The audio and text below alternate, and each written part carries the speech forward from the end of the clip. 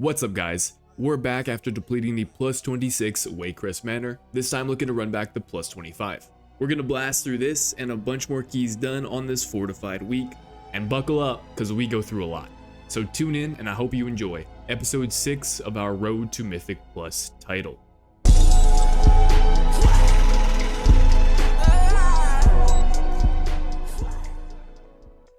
Starting in the plus 25 Waycrest, you actually see I pick up a Feral Druid Resto Druid combo in the intro. And I wasn't sure whether or not I wanted to take these guys on board. I hadn't played with a whole lot of Feral Druids, so I didn't know how well they do. But the Resto Druid was pretty highly rated, and since they were a pair, I figured, why not, let's run it. And the start of the run goes fine up until the first boss, where we have one death, as seems to be the norm at this point. But it's kind of weird. Our Enhancement Shaman gets targeted by Jagged Nettles. Bigwigs shows our Enhanced Shaman's getting it. Then with less than a second left in the cast, the boss swaps targets to our Feral Druid and it one-shots them. So that was a little weird. Not sure how that happened, but we send a combat res to pick them back up and finish the fight. After the pull then, our Paladin finds out he has the wrong talents or gear or something, I don't remember exactly, but he has to run out of the instance and deal with it, so we spend about a minute waiting around. Once the Paladin gets back, we clear trash up until the second boss, where we end up losing our Druid to an infected Thorns cast. Our group is full of melee, so nobody bothers to run out and kick the Thorn Shaper, resulting in a cast going through. And without our healer, we end up having an Afflicted going off, resulting in one more death on this pull, but we're able to get through it, and we start clearing the trash to Ral while we wait for Lust to come off cooldown. And once it comes up, we take on Soulbound Goliath. I kind of blast on this boss, hitting nearly 600k DPS in the opener, and so does our group, and we take the tree down without any deaths, before moving on to finish off the remaining trash before Ral. And in one of these pulls, the Paladin actually picks up 3 Gorgers, which is very, very dangerous. With them constantly jumping around and applying bleeds to random players, we're not able to sustain through this pull, so we end up dying off one by one here. Our Paladin does keep the pull going, but the rest of us have to run back. Then once we engage Ral, our tank runs out of melee range at some point, and the boss uses Consume All, killing 3 of us and resulting in a wipe. So we release and run back. The tank apologizes, which, by the way, not a lot of people would, so I do respect that. And our timer's probably still okay, so we go again. But here, our tank makes a crucial mistake, and let this be a lesson for any tank players that happen to be watching this video, never pull Ral with a ranged ability. Because here, our Paladin tosses a hammer before he's in melee range of the boss, meaning the boss immediately uses Consume All, once again killing off most of our team.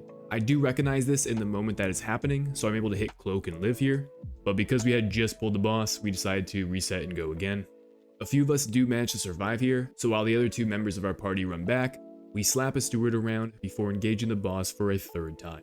Thankfully, this 3rd encounter goes much better. Our tank pulls the boss correctly this time and stays in melee range, and we make our way to the final trash pack before Lord and Lady Waycrest. Now this pull that we do in a pug setting can be pretty scary. There are many kicks here, and if any of these casts go through on a fortified week, they will more than likely one-shot their target, especially if that player doesn't use a defensive. But we actually do a remarkable job getting through it without any deaths. And after we finish this pull, our Paladin immediately engages the boss. But unfortunately, they did so before the healer had a chance to drink, and our healer has 0 mana, meaning we slowly rot out over the course of this encounter and eventually wipe. Which was definitely a bummer in the moment. We had actually recovered decently well, and we were probably still on pace to time this dungeon, but with that wipe, we're unfortunately no longer within time. But our team does end up sticking around and we finish the key. And my keystone changes into a plus 24 Murazon's Rise. So I assemble the squad, aka use LFG to pug out the rest of our group, and we start the run. On the very first pull, we send Lust here, and the mage ends up going down. I think the tank is trying to kite the mobs or something, and the tank ends up running into where the mage is standing. One of the sentinels uses their frontal, which applies a pretty nasty bleed, and our mage isn't quite able to live through it. I'm not really sure where the tank was trying to go with that one, but I mean, the mage should have also moved, so mage down, all good, they run back. We then clear through the rest of the trash leading up to tier. Now referring back to the previous episode, we've had a great time with this boss. The worst bait of all time. And this time around, things go better, and we kill the boss without any issues. Sweet. So we then head over to the next trash pack, which is Scary Unfortified Weeks, and we smash it, no issues. Okay, but then once we get some more chi, we're definitely gonna have issues here. In my last group, the healer died like 20 times in this fight. We one-shot it and nobody dies? Okay, but I know something will go wrong. It has to, this is Rise. That's it. It's this right here for sure. We accidentally butt pull some of the Pendules in. We didn't mean to pull these mobs. We were trying to go straight to the tank. We then social a pack of 3 into the 2-pack, so now we're dealing with 5 of them.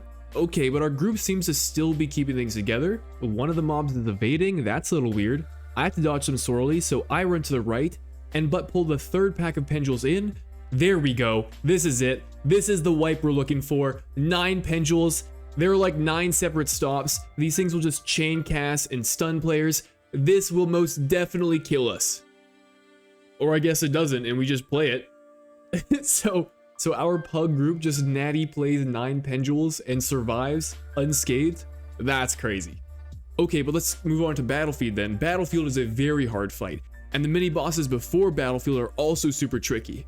But don't let that distract you from how difficult the actual boss really is. Something weird is going on in this key.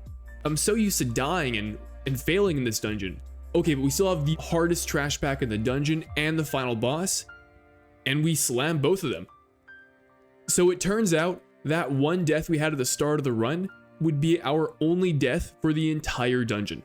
Or at least up until the final boss, where our healer ends up going down with less than 1% to go on Deus. So I mean, does that really count as a death? I don't know if I see the difference. It's pretty much a 1 death run.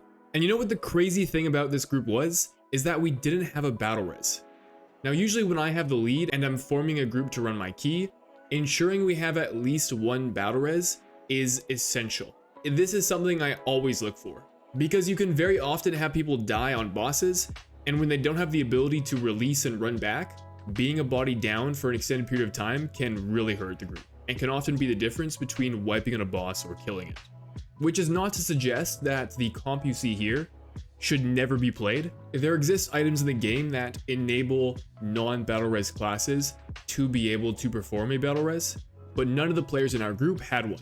So if anyone happened to die on any of the bosses and we needed to battle res them, we wouldn't have been able to.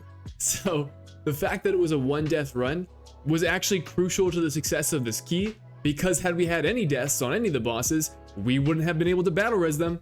So funny how things work out. And timing this key nets us plus 11 rating, and our keystone turns into a plus 25 dark heart thicket. But looking at my dungeon breakdown, my dark heart is actually one of the highest keys done on a fortified week. So I decided instead to try and plug into one of my lower level keys, and I'm able to queue into a plus 23 Everbloom. And I decided to play sub, because in this dungeon, there are a lot of high target pulls, which is very good for sub rogue. And to be fair, is also good for assassination. But for assassination to really take advantage of high target pulls, you want there to be 1 high health mob in those packs, which in this dungeon, there aren't a whole lot of, at least not at the start. In these early pulls, the cultivators and naturalists will have the highest health pools, but at this key level, they usually aren't living long enough for you to get full value out of your Deathmark or Kingsbane. So we instead go sub, and you can see why from this first pull. Sub just goes hard in uncapped AoE.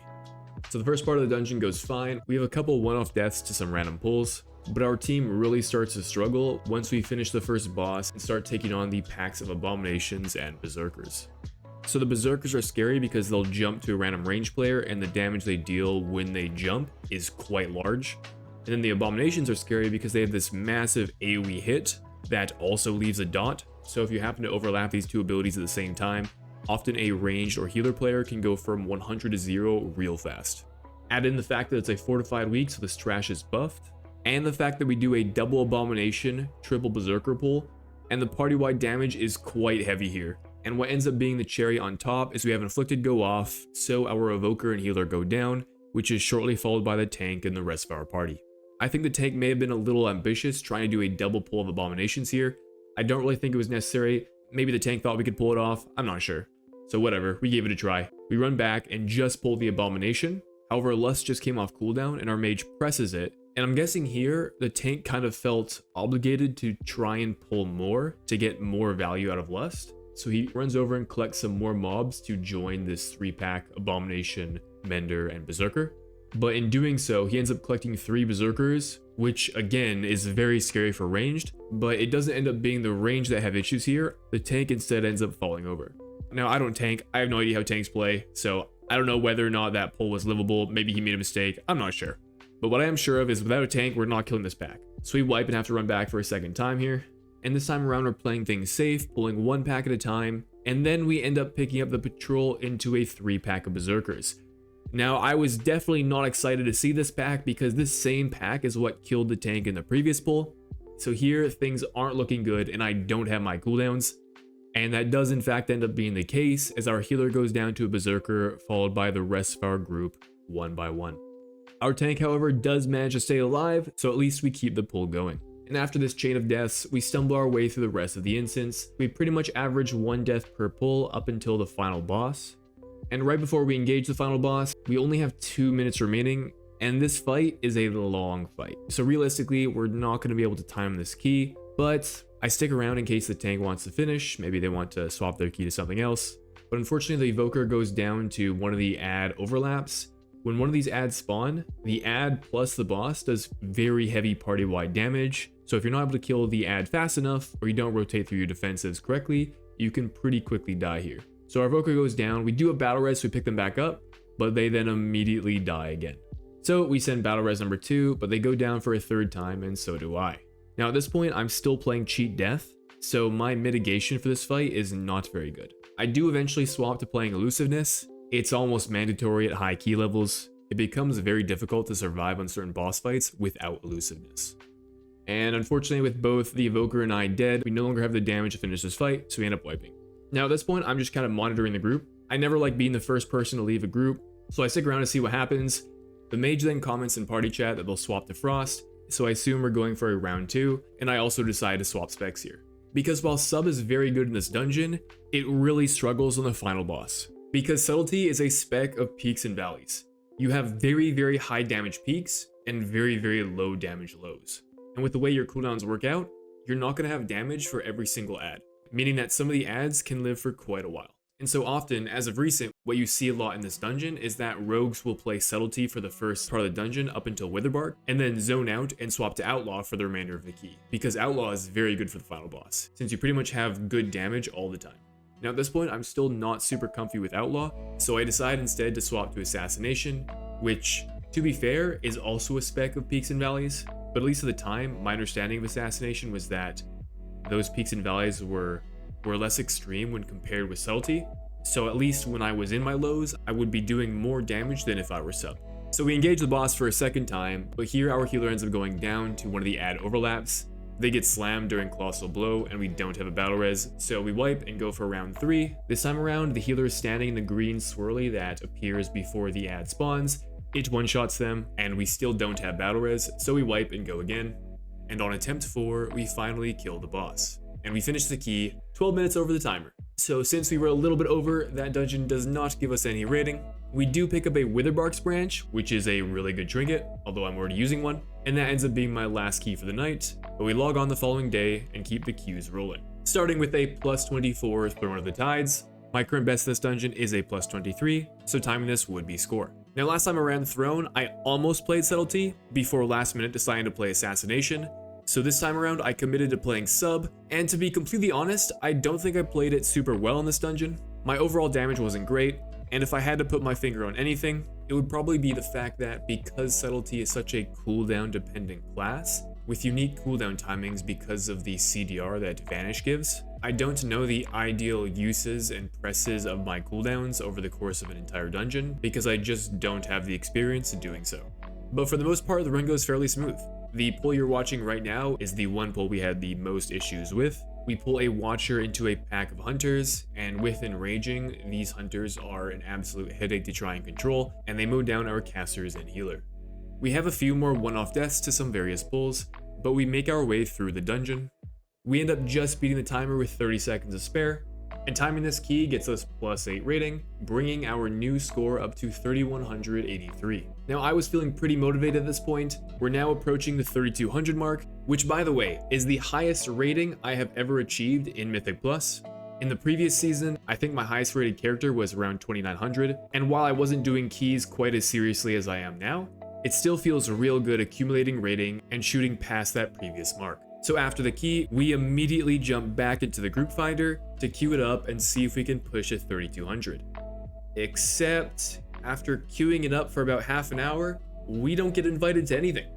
Unfortunately, because one of the affixes for this week is afflicted, and as a rogue, I don't have anything to deal with that affix, I'm not a super lucrative option as a DPS class when signing up to a key.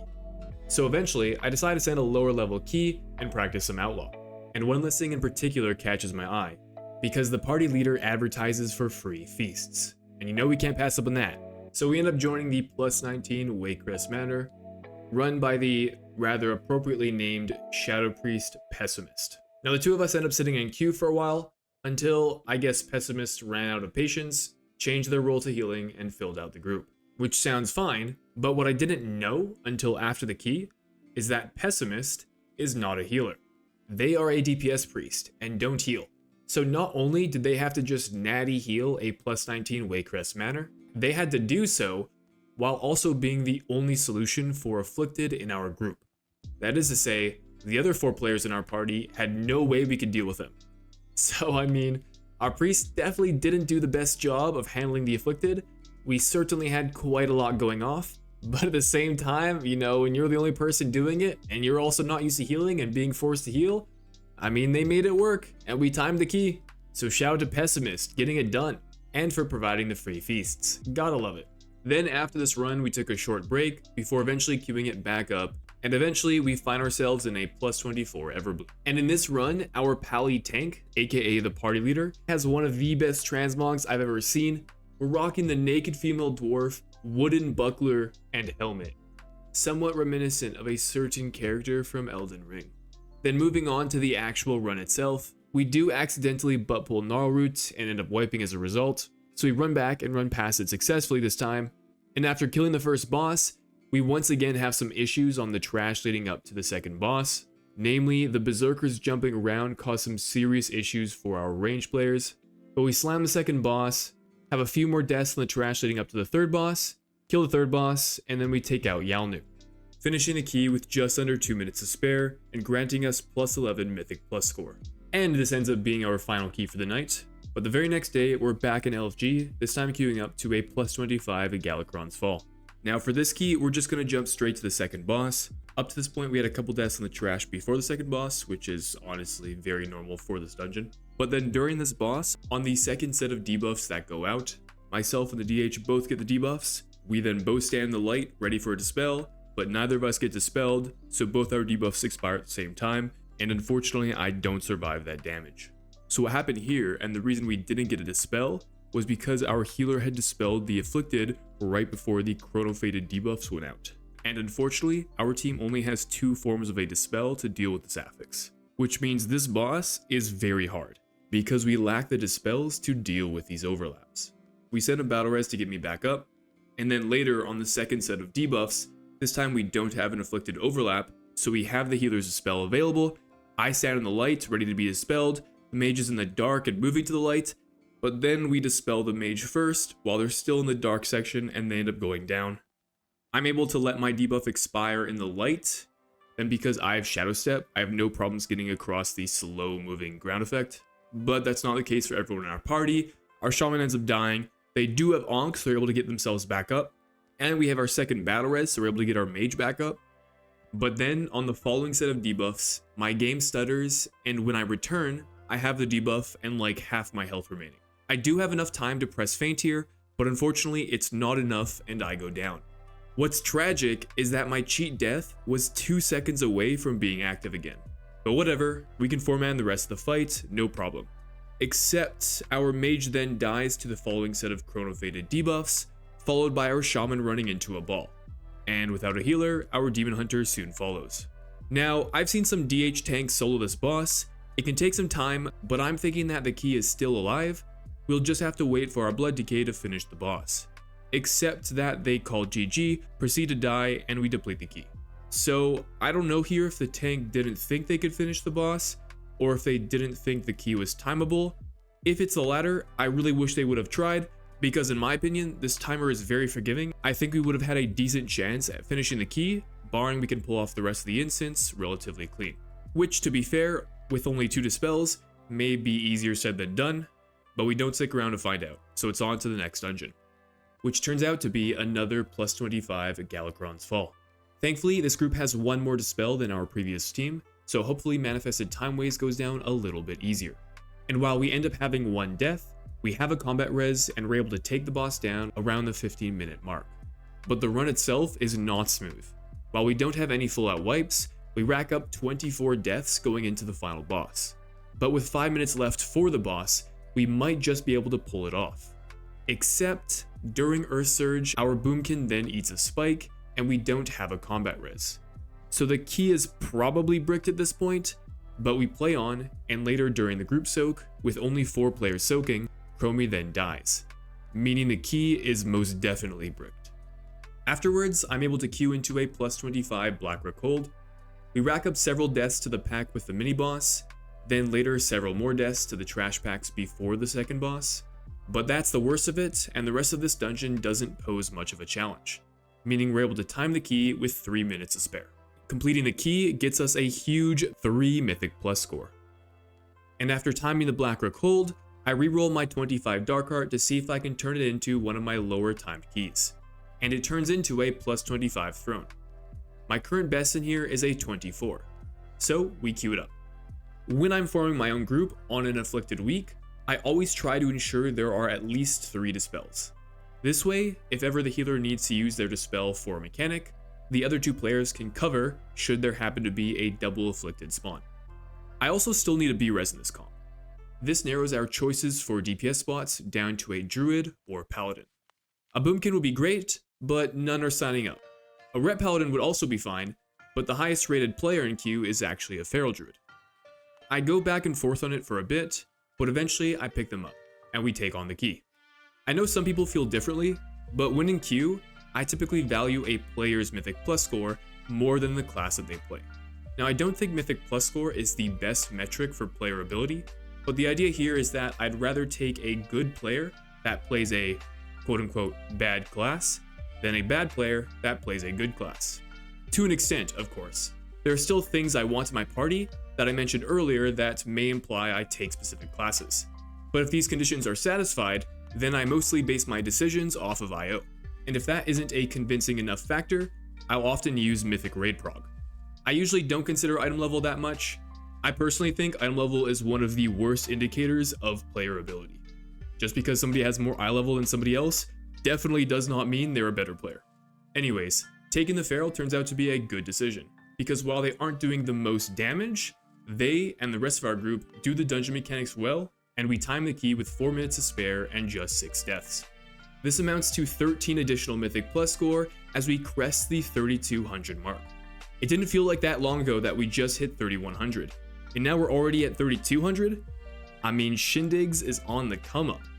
And by timing this dungeon, we proc a plus 26 Blackrock Hold, our very first plus 26 keystone in this series. And of all the available dungeons our key could have turned into, Blackrock Hold is one of the best. So we queue it up and start the run. On the first pull, our Demon Hunter ends up rotting out to a dot. Then during the second pull on the mini boss, we have a Soul Blade cast that gets through, and our Evoker eventually goes down with the dot. Now I did have both Kidney and Blind available here that I could have used to stop this cast. But I want to point something out, and that is that here, I begin to approach a point where I'm overloaded with information and struggle to keep track of everything.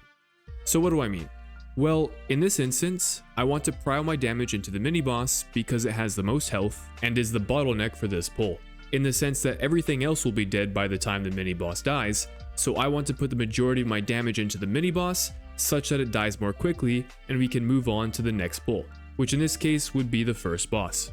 Okay, so that's my main target that I'm doing my damage rotation into. I then set the caster ad as my focus, so I can focus kick Soul Blast whenever my kick is off cooldown. To do this effectively, whenever my kick is up, I'm looking at my focus frame, ready to use my kick. I'm also paying attention to the other kicks in our party. If ever the other players don't have a kick, I have a keybind that uses Kidney Shot on my focus target, or I can use my AoE blind. So while I'm doing my damage rotation on the boss and looking out for the counselor's casts, I'm less able to keep track of and stop the Soul Blade cast, meaning that when the cast on our Evoker goes off, I'm just not paying attention to it. This is what I mean by an overload of information. Now, I do think part of me missing this cast comes from experience and getting more reps playing Rogue in the Mythic Plus dungeon pool. But at a certain point, in order to time higher keys, there are so many stops and interrupts necessary that without prior knowledge or communication of which stops will be used when, it becomes impossible to monitor every single important mechanic. So while playing with a coordinated group, like if I'm in Discord or playing with the same team of people, I can offload a lot of that responsibility to other players. But in a pug, with little communication, I'm having to play with the hope that the other players in our party will cover the things that I miss, which in this case happened to be the Soulblade cast. Now, this is a bit of a long-winded explanation when our evoker was the only one that died and we finished the pull. But this concept often repeats itself, and as we do higher and higher keys, this effect is more pronounced, because mechanics become more punishing. But going back to the key, we blast through the first boss, and we play the trash before the second boss incredibly well. Like, I don't know if I've ever played with a group that hasn't had a death here. On a fortified week, this section of the dungeon is arguably the most difficult. So by clearing it, and then the second boss, we've put ourselves in a great position to time this key. And if we're using deaths to measure difficulty, the boulders prove more challenging. Moving on to the next trash packs, we have a couple more deaths to some scavengers, our demon hunter gets bowled over, and then later our evoker, after which point we make our way through the fell dominators and the third boss with ease, slam through the packs of lancers and swordsmen, leading up to the final boss. Which, at this level, is big time scary. The shadow bolts that go out in the first phase deal almost my entire health pool in one hit. In fact, if this key were one level higher, or on a tyrannical week, it would actually one-shot me. Meaning I would need to pre-defensive every shadow bolt, or die. But thankfully, I don't need to worry about that in this key, and we get through phase 1 to engage the Dreadlord. We make it through the first heavy-hitting shadow bolt volley and into the transition, when we then come out of the transition and our evoker disconnects. They're then targeted by Stinging Swarm, but the demon hunter and I both see the evoker is offline, so we stay on the boss and the evoker soon dies. But at this point, the boss is at 30% health, and we have plenty of time remaining. Can we 4-man the rest of the fight? Only having 2 DPS to kill off Stinging Swarm is a little scary, but when I get targeted, the monk cocoons me and the demon hunter absolutely trucks the ad. Meaning we make it to the second transition and the evoker actually comes back online. So we hit them with a combat res and finish the fight, timing my first plus 26 with just under 3 minutes to spare. The evoker was very apologetic about the DC, and it happens. I'm just glad we were able to make it work. That ends up being my final key done for the day, but we'll pick things up next time to finish off this set of fortified keys before moving on to a new week and a new set of affixes. If you haven't already, if you could hit a like and sub to the channel, I'd big time appreciate it. Thanks for watching, and I'll catch you in the next one.